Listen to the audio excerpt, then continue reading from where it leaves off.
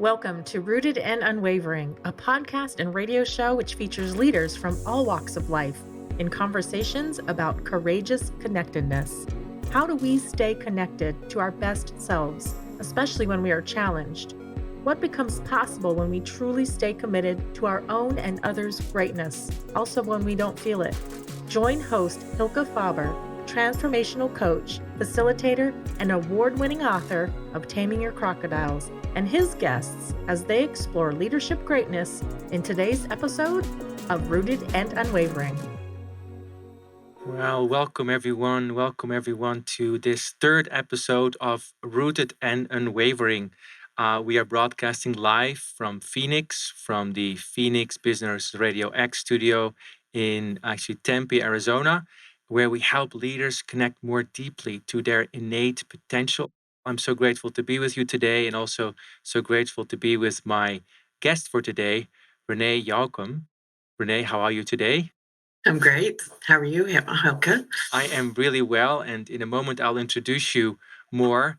And before, I'm going to just center us a little bit more into the purpose of this series of Rooted and Unwavering, which started really with this question of what is this work of transformation in leadership really about that we've been doing for the last 20 years, and what do we see as really as helpful in today's world? And this little word of connectedness came up. It's like, okay, what is it like to be truly connected to our best selves, especially when we don't feel like it?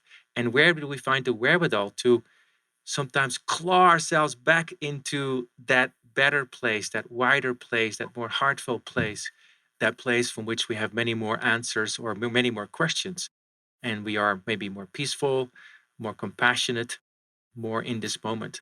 That is part of what this podcast is for. And I feel very fortunate to be able to speak with you, to Rene, today to learn more about your perspectives about connectedness and how we are able to connect to our best selves, no matter what happens, or maybe in the face of helping us to even become more connected.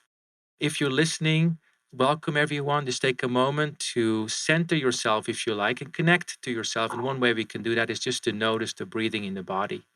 That's a very simple way to just to get connected, just to notice the breathing in the body. The breathing is always here.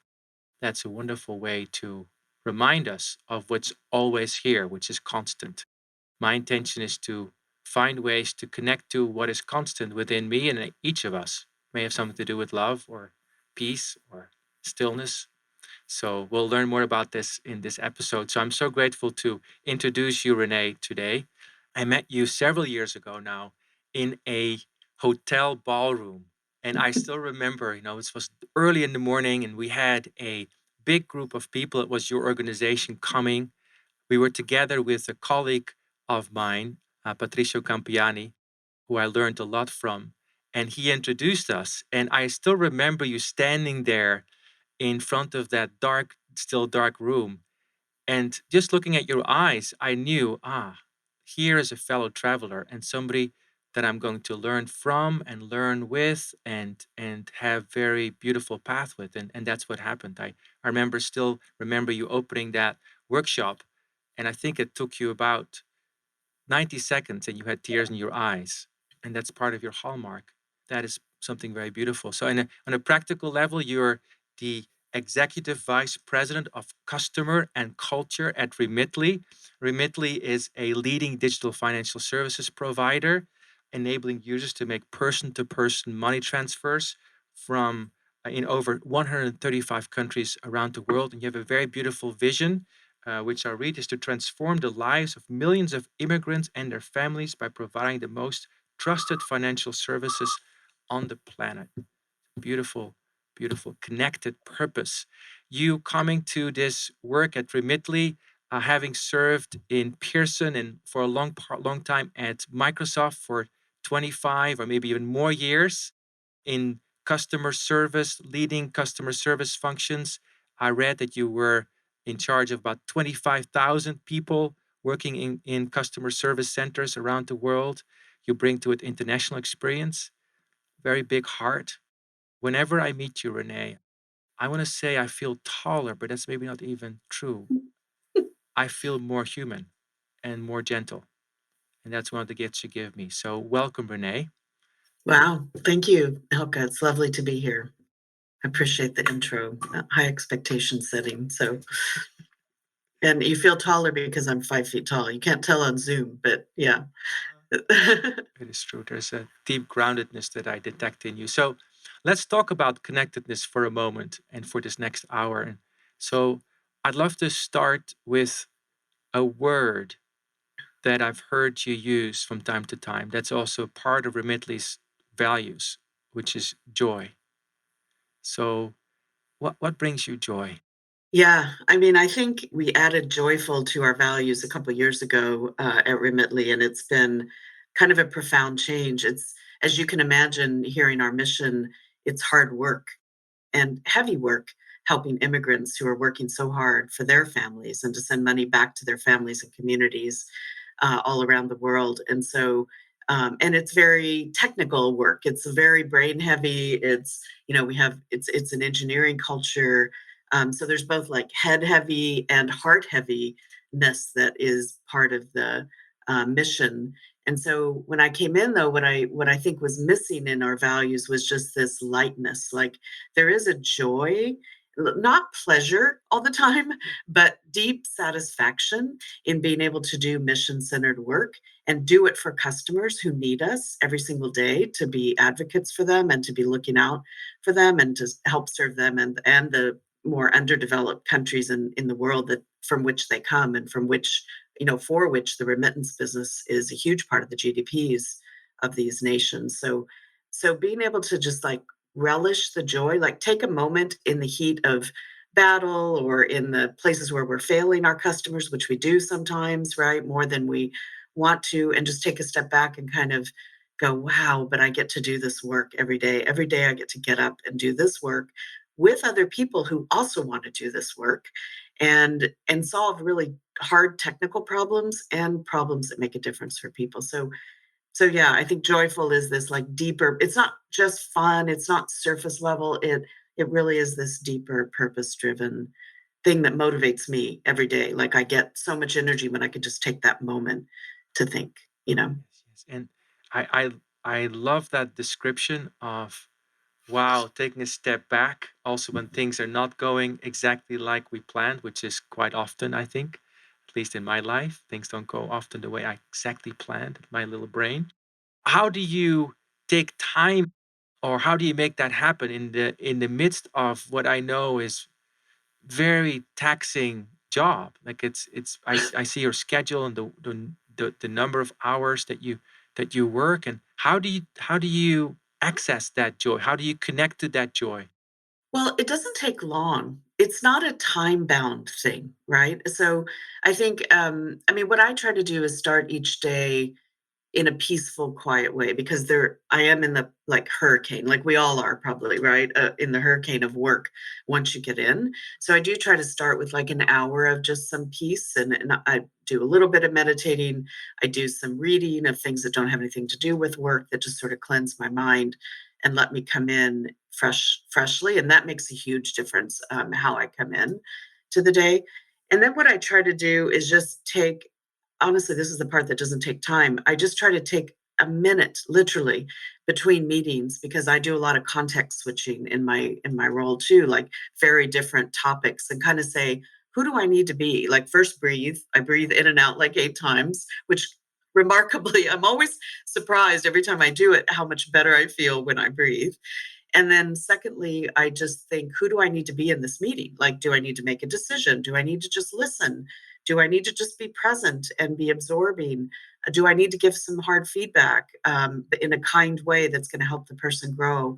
I don't know. I'm just very like I know what my purpose is in that meeting, and it recenters my mind, and then I can go in and be thoughtful. If I don't do that, if I rush in between, I make all kinds of mistakes. So Yes, I love that deep ace breathing. And also, I imagine you sitting in the morning, meditating or reading something. I think that's such a beautiful practice to take some time to almost like infuse that energy into the rest of your day, which I think, and then also that question you're saying about like, who do I need to be in this moment? And who do I need to be in this moment? It's almost like a prayer in the way I hear that. Like it's like and then it comes to you. Then it comes to you is what I'm sensing. That is very beautiful in terms of how you're describing that. So you've been a leader for a little while, or maybe quite a while, actually quite a while now. So can you say a little bit about what you have been learning about connecting to yourself, and it may have evolved what you see as yourself, your true self over these years, but what you have noticed about connecting with yourself as a leader, and in these years that you've been leading and giving leadership to so many people. What have you noticed? It's a big question. I mean, there's like a 30-second answer and there's like a 30-year answer, right? So but I think, for me, the biggest learnings have been maybe on a couple of dimensions. One is I'm the oldest of 6 kids, and yes, so I've been a leader since I was whatever 11 months old, and my first brother came into the world. But a lot of what I think I learned in my childhood that helped me cope and were very good coping skills for a lot of the situations I found myself in as a child out to not be that constructive for me later as an adult. So I very much thought I was loved for what I did, for being the perfect child. Maybe this is an oldest child common thing, but for being the perfect child, for following the rules, for getting great grades, for achieving, that was the source of love of others towards me. And I don't think that I felt intrinsically lovable, and so I had to get like into my 40s, like early 40s probably, before I really centered on intrinsic motivation, not extrinsic, not trying to achieve in order to add things to my self aware, self image.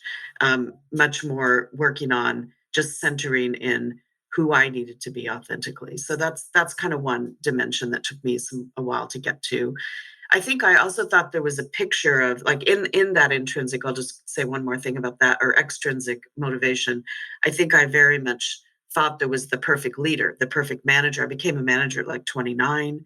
But I very much had this image of here's what a manager is, here's what a person is, and I kept those quite separate. I think I was afraid of connecting and getting too deeply involved with people in case I had to do hard things as a manager. All that was kind of theoretical, but I very much I had my work persona, and I was who I was at home. Again, by my late 30s, early 40s, the effort of that and the dissonance like was too much. And so I finally realized like I just have to be who I am. And I'm going to have to be the kind of leader I am. Some people are going to like that, some people are not. But I genuinely have to and continue to grow and learn. It's not like, oh, who I am now is who I'm going to stay to be. I want to I want to grow all the time, but I definitely had to bring those together. Oh my gosh, I'll just say life got so much easier at that point because I was using 20% of my bandwidth to be someone else, right? And so now I could use that 20% to focus on other people and not focus on myself, which also was a key change.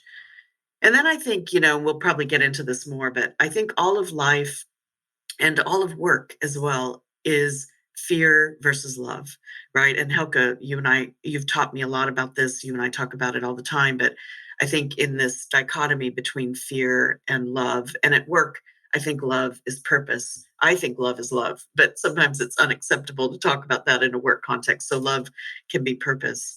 But I think that the more, and we're human, so every day we fall into some fear. You feel fear, but do you react to it, or do you really like recenter yourself back on the purpose and the impact and that breathing and who do I need to be and what would grace do? I'll tell you about grace later, but I've got a few mantras that kind of help me recenter to purpose so that I'm not reacting out of fear, even though I feel it, like we all do. Oh, beautiful. There's so much in what you said there. I love the the transition that you talked about, going from like this sense of extrinsic doer to the intrinsic beer. Not I am who I am and just take it or leave it, but like I am, this is who I am.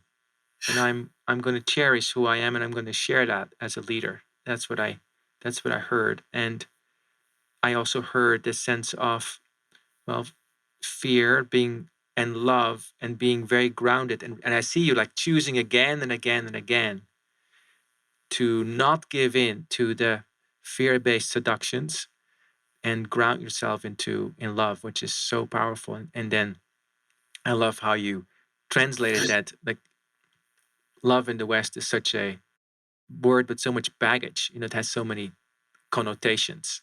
And so, I'd love that you have one translation of that as being purposeful, which are intentional, which I love.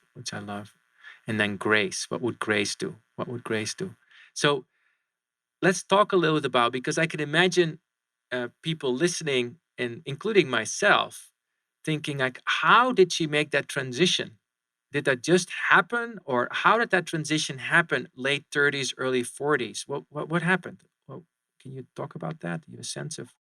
I mean, I'd been through some personal challenges in, marriages that didn't work out, and I very much use that fertilizer, and I'll probably use the word fertilizer like many times, like, the hardness of life, like, wakes you up, and the discomfort of life wakes you up to things that you need to grow and change in. So I think in my personal life that was happening. I also had the great privilege of being able to move to London and work there for 4 years for Microsoft, which was just a. I'm a math major, so I put together this whole like spreadsheet of reasons to move, reasons to not move, all very logical, all very rational. Ultimately, it's an apples to oranges experience. You just kind of have to jump, and I did jump. I think if had I truly known how hard it was going to be, the transition, I might not have done it. So I'm really glad I didn't know, because it was this huge life changing experience where I landed in a country where everyone I knew was not there, and everyone there I did not know.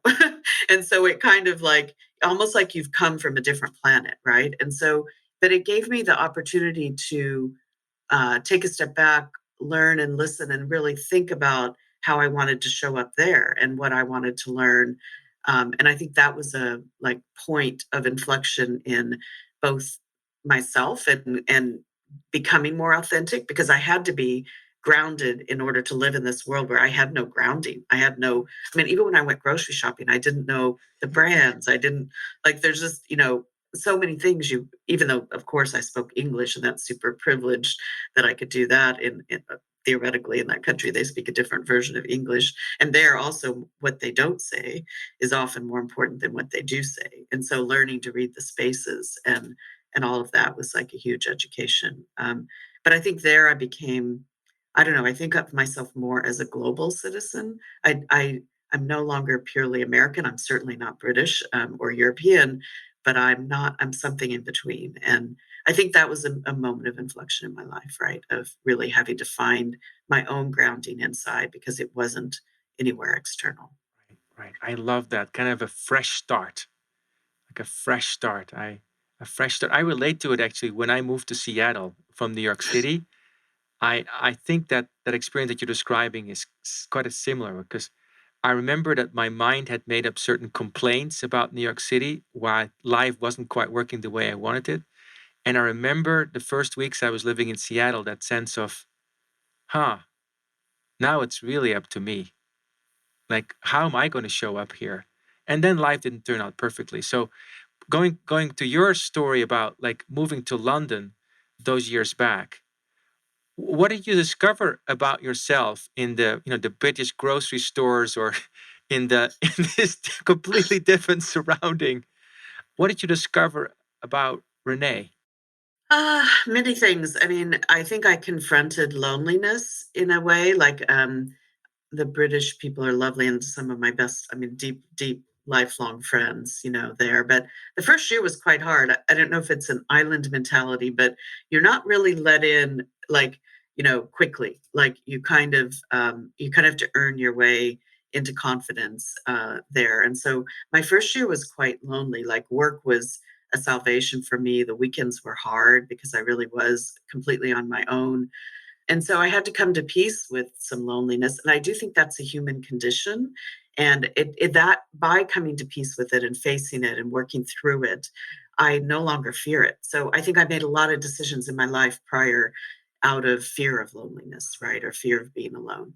And so I think that's kind of one profound thing. A second thing was tapping into my values, like my intrinsic values as a person, as a citizen, I was there. It was during 9/11 that I was there. Was like my first year. So observing America from the external perspective was really quite interesting. And thinking about like what does it mean to me to be American.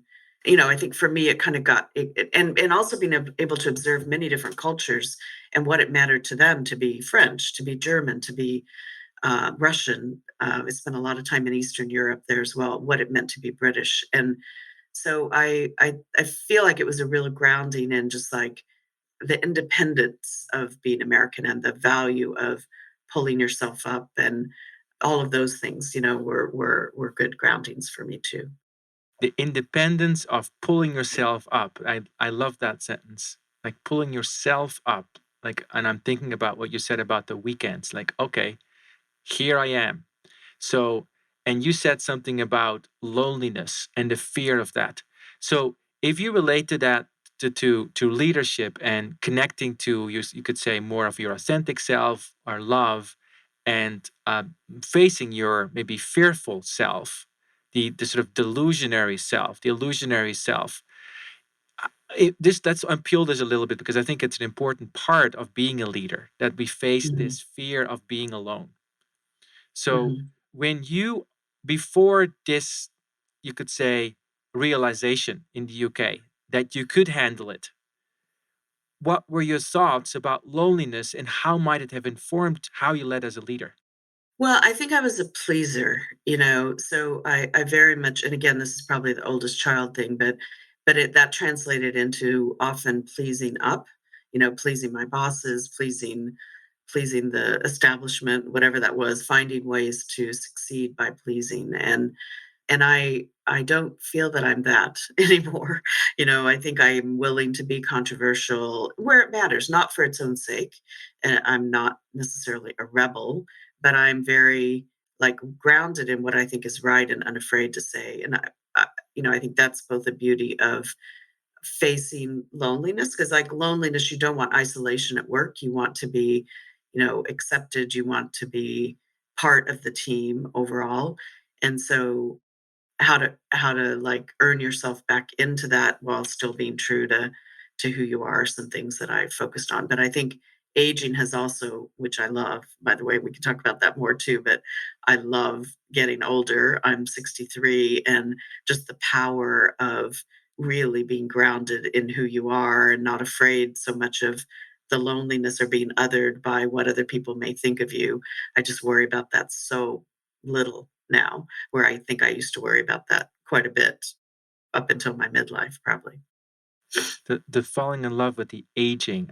I love that. The maturing, a part of that, which is also a way to connect more deeply to yourself because we are all aging. We are all aging. So it's part of connecting to what is true, what is real about us. So say a bit more about that aging. Like what have you been learning aging? Like what do you enjoy about that?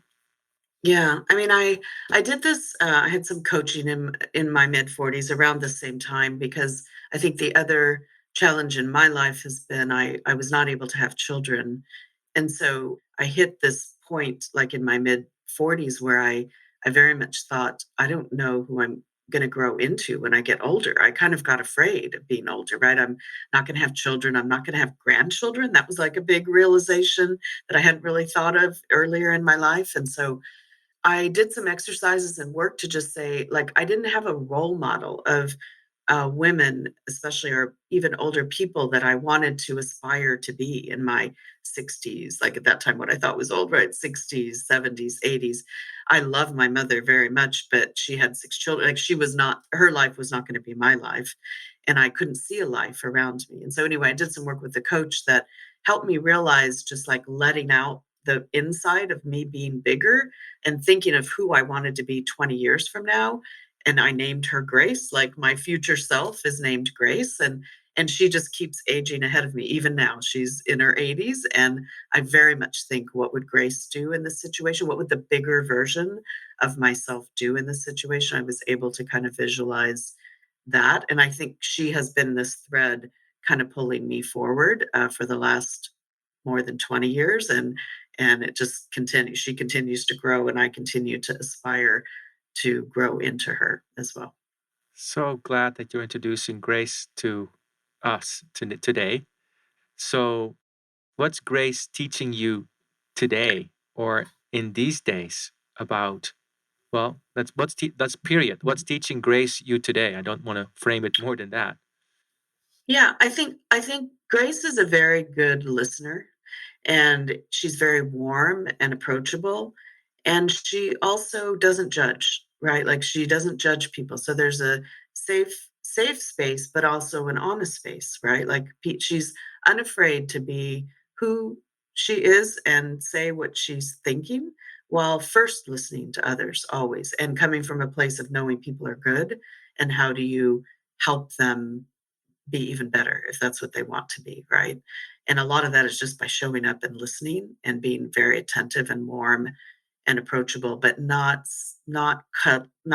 soft and cuddly or grandmotherly. Like, I very much have an edge as well, and I think I accepted that I can preserve that edge and use it for good. And so, how I bring together, we have two values at Remitly. One is empathetic partnership, and the other is constructively direct. And I think living in the space of bringing those both together, being kind and direct, is something that Grace does, in my mind, really well, and she challenges me to do very well. So, getting in a place of cleansing my own intentions so that I can really focus on the other person and listen, but also be unafraid to speak my truth and help hold people accountable to their truths as well. I love that. That empathetically, like really empathetic listening and being constructively direct, being an empathetic partner and constructively direct. That's a beautiful juxtaposition. Um, I'm going to take a break in a moment. I think after the break, what I would love to hear more about is maybe an example where Grace has guided you through a challenge where you found a way to maybe integrate those two seeming polarities between being an empathetic partner and being constructively direct and really connecting to something deeper. So let's take a break, and we'll be back in a second with the second part of this conversation with Rene Yoakum. Thank you. You are listening to Rooted and Unwavering, presented by Growth Leaders Network, the leadership, team, and culture development company. If you would like to learn more about working on connectedness for yourself, your team, or organization, please contact Growth Leaders Network on LinkedIn. And now, back to the show. So this conversation about being constructively direct and empathetic partnership. So far in this podcast, in conversation, Rene, we've been talking about like what is it like to be connected. You've been talking about maturing, this shift between intrinsic and extrinsic motivation. And then just towards the tail end, we got to really meet Grace a little bit. And actually, I brought tears to my eyes when I heard about it. Something about you sort of fell into place. It's like, like this person that is 20 years ahead of me in terms of time, mentoring me all the time, and then you exemplifying that and then sharing that with others. That's a very powerful image that I'm definitely going to look into for myself as well, and maybe listeners will do that as well. It's very, very beautiful to find that. So maybe you can share about an example of where you might have felt challenged as a leader at Remitly, because that's where you um, touched on those values, being an empathetic partner and being constructively direct. Maybe think about like what was a challenge you're facing without divulging confidential information, but just something that you might be able to share that we can all learn from, because I'm sure all of us face that polarity. Like, how do we do this? Yeah, this is the opposite of confidential. I mean, we've all gone through, COVID over the last several years. And again, talking about fertilizer for growth. I mean, this has been, in my life, some of the hardest times to both be a person, but also be a leader, especially. And um, my CEO, and who's also my dear friend, Matt Oppenheimer, is amazing, absolutely amazing. And I think, having his partnership is I led people, and I also led our customer support teams through this time, and our customer support teams are spread all over the world, and we're suffering disproportionately as well because they're in Manila, they're in Managua, Nicaragua, they're in Colombia, they're in India, and definitely suffering disproportionately to how we were suffering in the United States. So thinking of all that kind of fear, surrounded by fear, right? So fear in the environment, fear in politics, fear at work, fear in people's personal lives, fear of just the like basic needs of health, your health being safe and your children being safe. And so like these were some of the like hardest leadership times for me, and I'm sure many of you have felt that way as well. I think luckily again I had the partnership of Matt, and we spent a lot of time together thinking we cannot be limited by our containers here, right? Like our own personal container, like because some days you would just think I can't take anymore. I can't take the weight of other people's fear or worries on myself anymore. But you have to. Like, I think people were very much, our employees were very much looking to our leadership team overall because we weren't getting great leadership in our political environments or in every country in the world. Even the political leaders were staggeringly suffering, right, and unsure what to do. And so people looked more to work for leadership than maybe they ever have in their lives. And so you had to rise to that occasion, right? And so Matt and I did meditation together. We talked a lot. We supported each other. We just knew we had to keep growing our containers every day in order to be bigger so that we could support our people and ourselves, right? And so I think that has been a time of I also think we had to be honest with our people. Like people hated the ambiguity and the fear, and they wanted answers. And there really weren't any answers except to go through it together with confidence. Another thing maybe about being older is I know things get worse and then things get better. And even the good times don't last forever. So get the juice out of every good time, but don't worry about the bad times as much because they won't last forever either. And I think something about that peaceful confidence was useful and helpful to our teams and grounding to our teams. So that was good. But I think being both empathetic, but not ruinously empathetic, right? Like being constructively direct about, hey, there's no answers here. Like we're all in this together. There's ambivalence and fear in this situation, and we're going to have to like get through it together. That's so naming it and not trying to paper over it and not trying to just wallow in the feelings either, trying to be constructive to move the business forward. And we had the joy and good fortune and purpose to be able to focus on our customers who again were suffering disproportionately to us. And I think that focus let us take ourselves out of our own fear and give back, and that gave us strength, right, all of us at the company. So anyway, I think it's a place where both empathy and being constructively direct together made it a big difference on a macro level at the company. I love that. That you are able to be constructively direct by saying, we don't have the answer, and this is really hard. And then supporting each other, you and Matt, and I'm sure others on your leadership team and your colleagues, supporting each other, and then not caving into this, oh, what's happening with me, but actually being a container for all of you.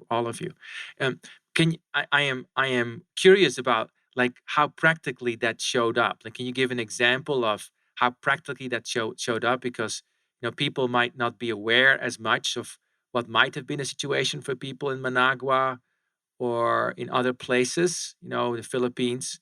What were some of the challenges people were facing there that we meaning I'm in the West, I'm calling you from Phoenix today, that we might not be aware of. And then how did you as Remitly, as you as Rene, you as leadership team interact with that?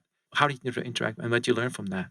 Yeah, I think there was a real balance, especially in the customer service and customer support world, and this was not unique to Remitly, of having to balance taking care of your people, in lockdown situations where they couldn't get into the office safely anymore, and perhaps didn't have the infrastructure or support to be able to work from home in some of the countries that we operate our contact centers in. So that was kind of one thing. How do you balance taking care of your people and making sure they're safe with still serving your customers who actually needed to send money back home even more than before? They were continuing to work, and their families needed medical help and support back home as well. So it felt like the consequences of the remittance business were even higher in those days, right? And so, there were times when we just couldn't serve our customers. We had to put a lot of work into our self-help engines, into, other ways to serve our customers so while we could still protect our employees. Mhm. So I think showing empathy to our employees and then finding ways to get them back to work as soon because they wanted work and purpose as well. I think the world was quite different in Manila. Like it's such a densely populated place, people living in very multi-generational family situations. And so there was a lot of fear of even young people who work in our contact centers infecting their grandparents and parents and right. So and their children. Nobody yet understood, and we still don't, what the full impact on children is. So that was fear. I think in Managua was quite interesting, and I'm not an expert in the politics there, but they basically pretended like it wasn't happening. They denied that COVID was in their country at all, and that created this immense fear in our employees because they knew it was, but didn't have any place to go, and their government wasn't helping them or giving them any guidance at all. And so we became even more of an anchor for our people there and helping them with safety measures and taking care of them as well, making sure we helped them get vaccinated as soon as we could, like just all kinds of things that we leaned in to really help our employees more. So, and then I think that drove some very constructive conversations with our teams in the United States and other in London, and we're in Krakow and we're in Cork, Ireland as well, where we had the privilege of being more protected and safe and being able to work from home, and again, just being able to bring that privilege to support other people, both our own employees in other places, but especially our customers too. The word care just jumps off at me. Like that's one of the words that I associate with you, like a deep care for the people that you work with, that transcends your personal interest big time. That may have something to do with grace that coaches you to be that big, that vast. So I'd like to switch the conversation a little bit and talk a little bit about disconnectedness. Disconnectedness, because at least for me, it is quite easy to feel disconnected from myself, from people around me, from what is true. It's like something that I'm quite well trained in, you could say. And so I'm curious about your experiences or with being disconnected. What is it like when you don't feel connected, when you feel disconnected? And how are you working with that? You've already said some things about that. Maybe you can expand a little bit. I think for me, it happens when I give in to fear. That happens all the time, right? You can give in to fear, but for how long do you let yourself stay in a fearful state? That's when I feel most disconnected, or maybe when my container just isn't big enough. Like I need a break, right? Like I need to take care of myself as a part of being able to help be effective in my job and in my life. And so I think the combination of fear and fatigue, maybe, right? Make me pull aside a bit. And so and I always have to kind of get back to this joyful. I mean, the thing that helps me reconnect is just, well, a little bit of exercise is useful. I haven't been doing that as much as I need to. So I bought this Aura ring now. Hopefully it will help reminding me where I'm not getting enough movement, because movement helps me a lot, like recenter myself, breathing, and just recentering on joyful purpose. Like I think another beautiful thing about aging is you just become like profoundly aware of how much time is left. Like I don't know how many more years I'm going to, be working at the pace that I work today. I don't know how many, hopefully many more years I can keep my brain and my body active and alive, where I can continue to have impact and even more impact in the world around me, and continue to grow. But you don't know, right? Like I don't know how much longer. And so that gives me a sense of urgency to kind of get back focused on my impact and being centered in joyful work that both makes me happy and brings impact and purpose more broadly. I don't know how many more years, and that's of course true for all of us. No matter on like what age we have. I think of a friend of ours who's in the current state of passing, and yeah, it really puts things in perspective. And what I love about what you're saying is that it helps you to feel more immediately connected to your purpose. Like, let's make an impact now. Let's not wait. Let's connect to what is really purposeful and joyful, is what I'm hearing you saying is true for you. There's one practice you introduced me to in a meeting we had recently where we did this check-in about gratitude. So talk a little bit about how gratitude is helping you to be connected and what's the impact of that. Yeah, I mean, I do think gratitude brings joy and recentering, right? And so we actually close all of our leadership team meetings weekly with gratitude in a circle. Either gratitude for the person to your right, like what it is you're grateful for them or what you appreciate about them. Gratitude about the team in general. Like we'll have different kind of elements of gratitude, but it just makes you leave the meeting with such a different sense of peace and focus and appreciation, feeling appreciated, and also the beauty of appreciating others puts you in a certain mindset, right? So I think that is a really good practice that's helped us bond as a team, but also helps us leave our meetings able to give more to others because we've been re-energized by that appreciation and gratitude. So what happens when the meeting doesn't go well and the person sitting towards your right that you're expressing gratitude for did said something or did something, you're like, oh.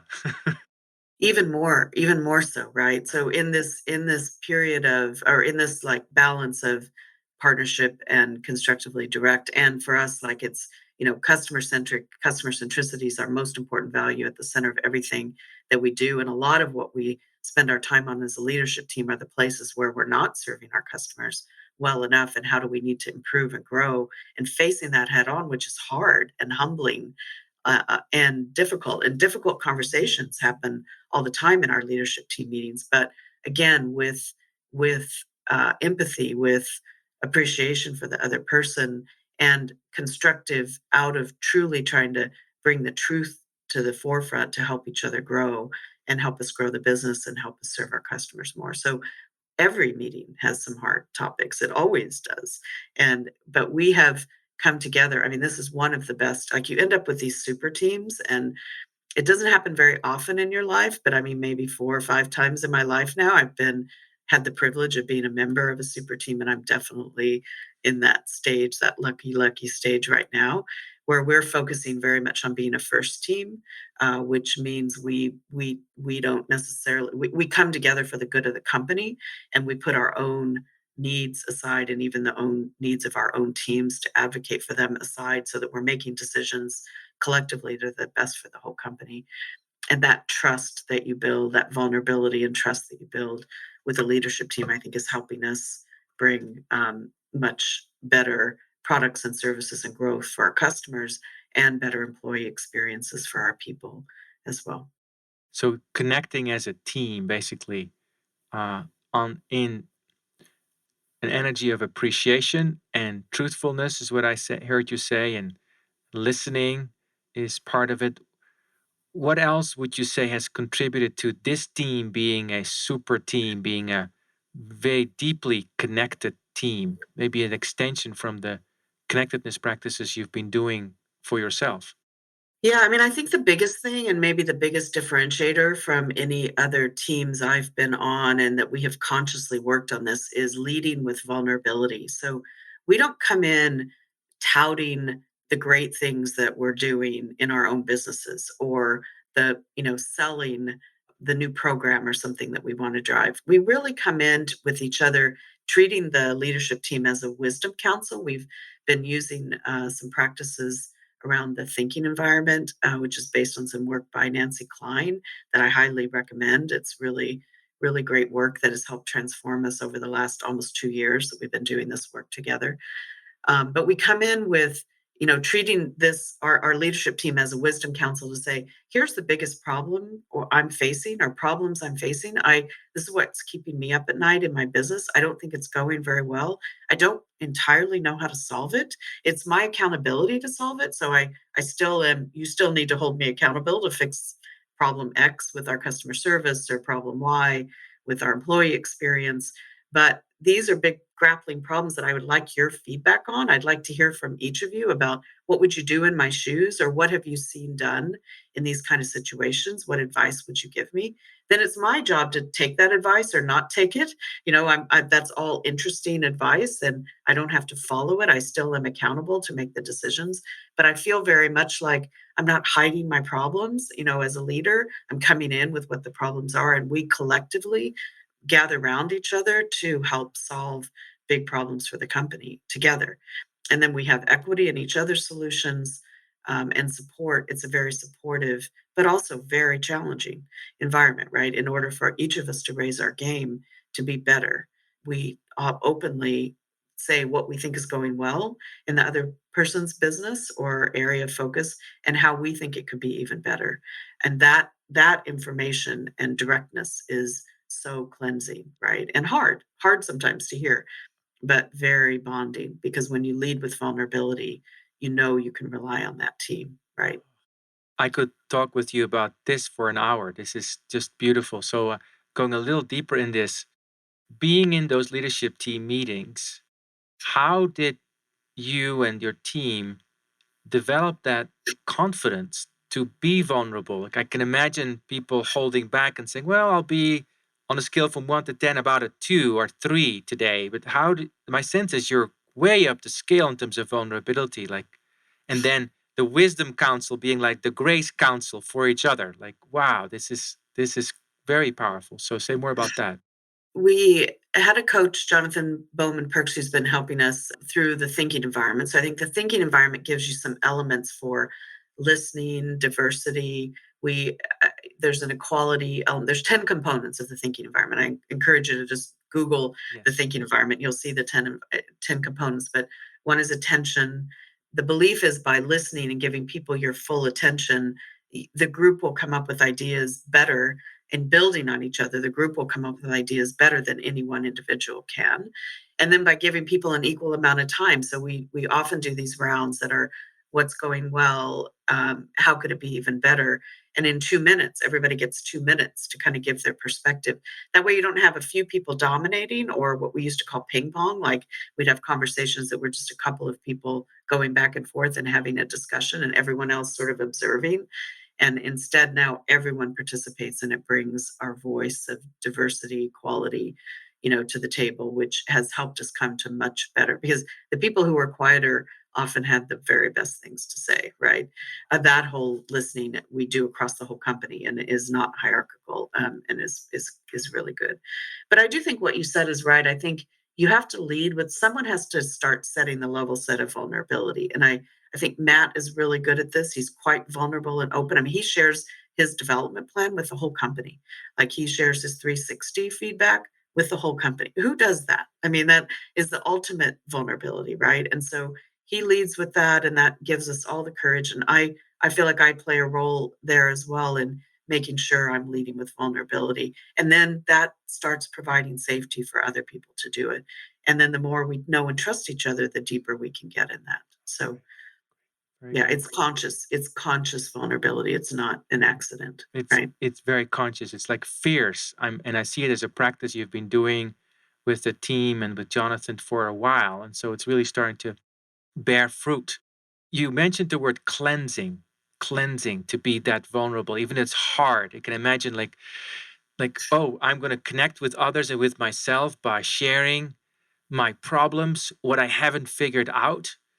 Can you say a bit more about how that is cleansing? Well, I think you feel a shared burden, right? Like, it doesn't all feel like it's all on you. I also think you don't feel like you have to be performative.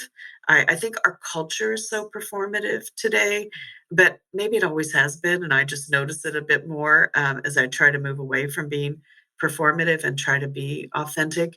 I mean, I remember at Microsoft, and oh my gosh, I mean, my time at Microsoft was amazing. And I'm so lucky for the time that I had there and grateful.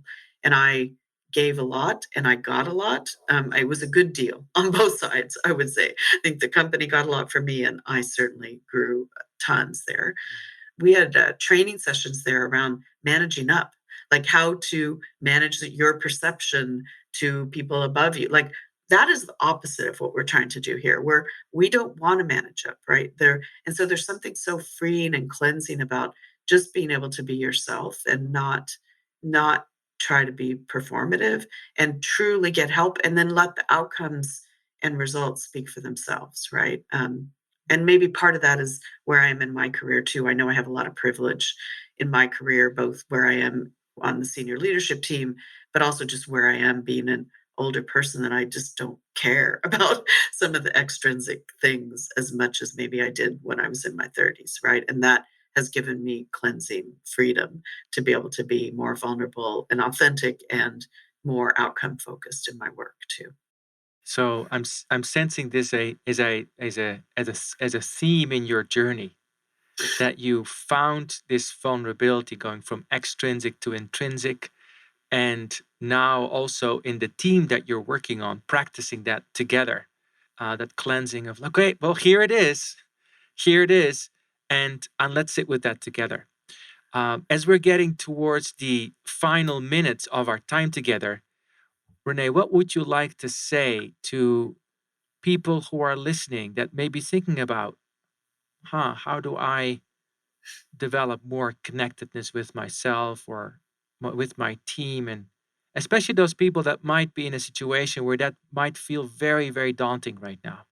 I mean, we've been talking about, the deeper connection. I think it can sound kind of woo woo, like what are you really doing, right? You're just sitting around being vulnerable. But I do think it's the finding a way to integrate. Like I would say in the early part of my career, the first 20 years of my career, or 15, I was very head heavy, very, very head heavy, right? I edited myself. I thought a lot. I used a lot of my bandwidth on just being in my head and being in my own head. And I feel like I've found a way now to connect my heart and my gut, my instincts. As my instincts get better and better, maybe my brain gets a little worse, but my instincts are getting better and better, and based on pattern recognition and just life experience.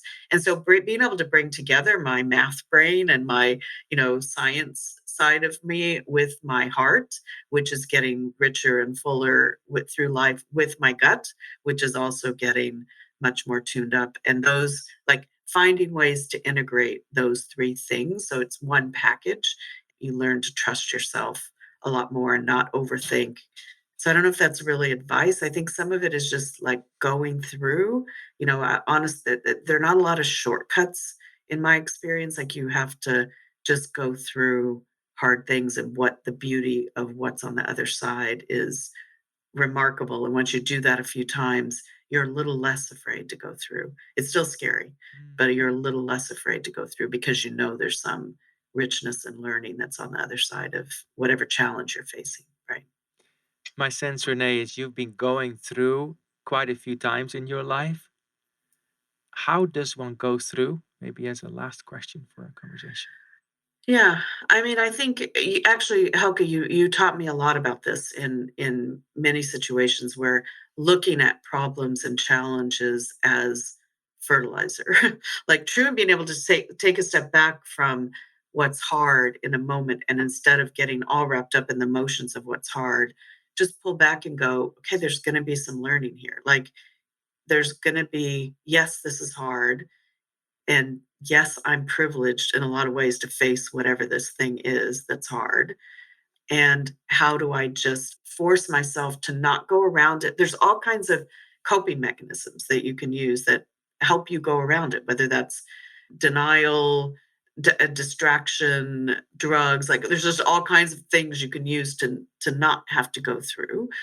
But when you do just go, okay, I've got to like look this thing in the eye and go through it, there's a purity of walking through that fire. And It's very hard the first time, and then it gets easier because, again, it's not interminable.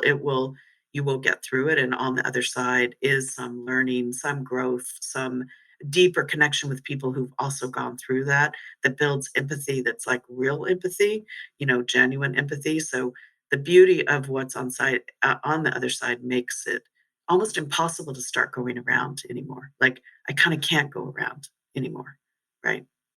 The beauty of going through to connect to what's truly meaningful, purposeful, joyful, beautiful. There's something worthwhile on the other side. Thank you for sharing that with us today, Rene, and really appreciated your heartful sharing.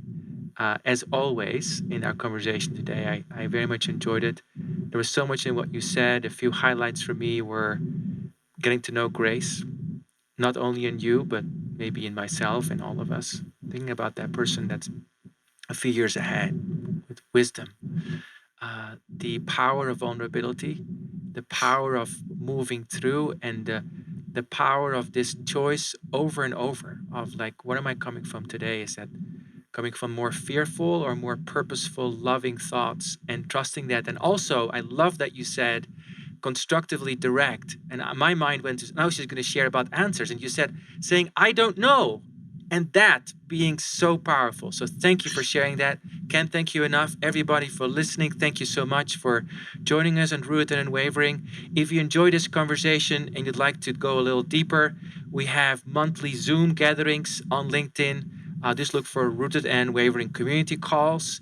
Also, we have our next podcast. You can subscribe to Rooted and Unwavering podcast. The next podcast is on September 12th, I believe. I may have the date wrong. And we'll be speaking with Erica Schaper, the chairman of the board of NHL Stenning University of Applied Sciences in the Netherlands. Thank you, everyone. Thank you, Rene, for listening. Thank you, Rene, for sharing. And I appreciate so much everyone being here today. You've been listening to Rooted and Unwavering, where we help leaders to connect more deeply to their innate potential. I'm your host, Hilke Faber. See you next time. Thank you. Thank you for joining us in today's episode of Rooted and Unwavering, leadership conversations about courageous connectedness, presented by the leadership development company, Growth Leaders Network. To learn more, subscribe to this podcast, connect with Growth Leaders Network and Hilke Faber on LinkedIn, or read Hilke's award-winning book, Taming Your Crocodiles. Now take a moment and appreciate something that is great about you. Celebrate the gift that you are and enjoy connecting more deeply to your best self today. See you next time on Rooted and Unwavering.